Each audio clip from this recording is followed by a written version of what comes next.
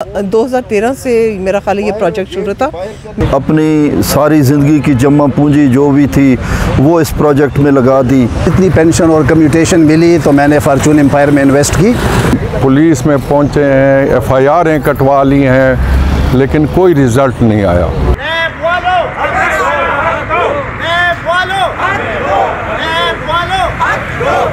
मैंने तो जो है ना 2013 से मेरा ख्याल ये प्रोजेक्ट शुरू था। मैं 2014 में और मेरे भाई ने 2014 में इसमें हम एंटर हुए और हम तकरीबन फुल पेमेंट कर चुके हैं। 2 यूनिट्स थे हमारे, और हम ही नहीं, हमारे जैसे जब मैं यहाँ आई हूँ तो मुझे पता चला लोगों के बहुत ज़्यादा भी यूनिट्स थे और लोगों ने जो है वो उसकी कुछ ने पेमेंट्स बीच में ही इन्होंने बनाना बंद कर दिया। कभी ये बहाना, कभी वो बहाना, कभी जो है लोग पेमेंट नहीं कर रहे इसलिए आगे नहीं चल रहा। और इवन आप ये सोचें कि जब ये अभी ये बहाना करते हैं कि हमें सुप्रीम कोर्ट से जो है ना वो बंद कर दिया था और 2022 तक इन्होंने किस्तें हमसे ली हैं और मेरे भाई ने फुल पेमेंट कर दी हुई है, जिसको उन्होंने लिख के भी दिया। उसके बाद से ये हमें 2018 में इन्होंने डिलीवर कर देना था। तो आप सोचें कि 2018 से 2025 आ गया, 7 साल तो ये ऊपर हो गए।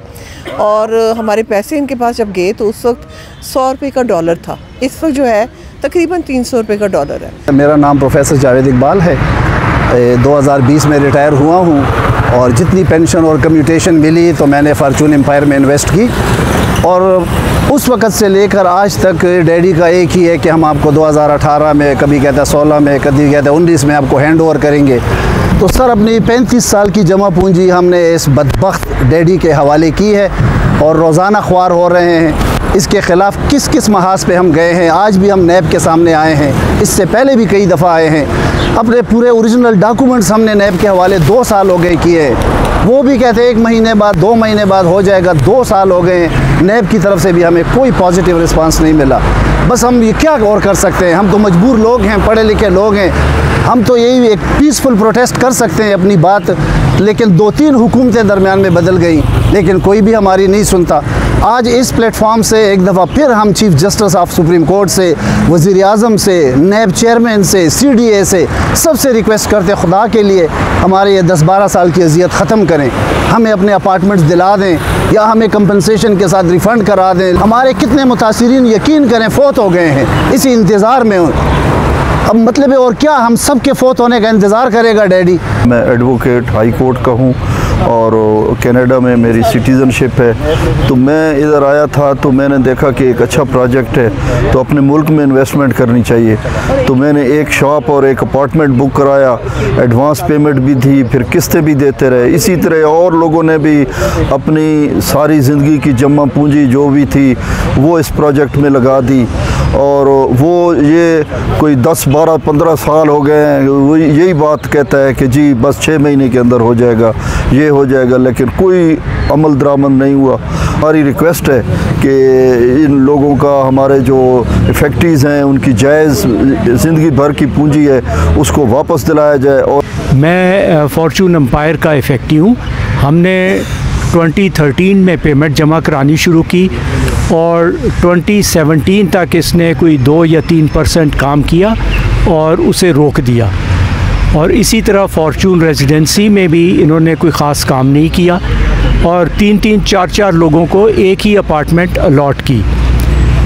काफ़ी अरसा के बाद इससे एफ़र्ट्स करने के बाद फिर हम पिछले कोई 3.5-4 साल से नैब में आए हैं। हमने कंप्लेंट लॉन्च की है, लेकिन बदकिस्मती से नैब भी हमें मुख्तलिफ़ किस्म की चीज़ें बताती रहती है, लेकिन अभी तक कोई खातिर ख़्वाह काम नहीं हुआ। बुनियादी मसला तो हमारे सारे जो इफेक्टिव्स हैं उनका यही है कि मतलब फॉर्चून रेजिडेंसी एक प्रोजेक्ट था जो अशरफ करीम डैडी से ताल्लुक़ रखता है और ये बिल्डर है, लेकिन ये एक वेल रिप्यूटेड बिल्डर नहीं है, ये हमें बाद में पता चला।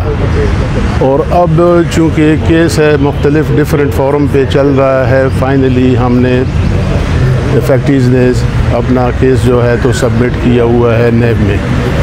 3 साल हो गए हैं, नैब से कोई खातिर ख़्वाह जवाब हमें नहीं मिल रहा है।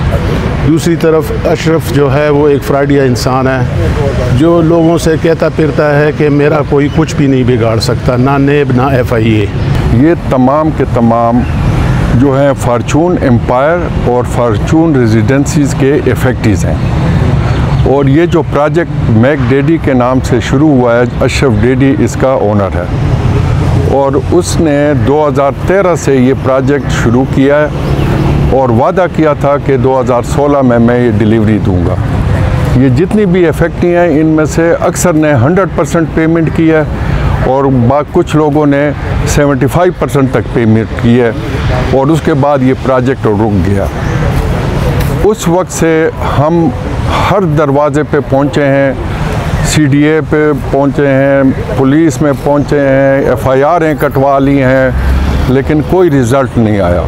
फाइनली पिछले 2 साल से हम नैब के दरवाजे के सामने खड़े रहते हैं, बार बार आते रहते हैं कि कोई किसी तरह ये नैब वाले हमारे रेस्क्यू के लिए आ जाएं और कोई रिलीफ हमें मिल जाए।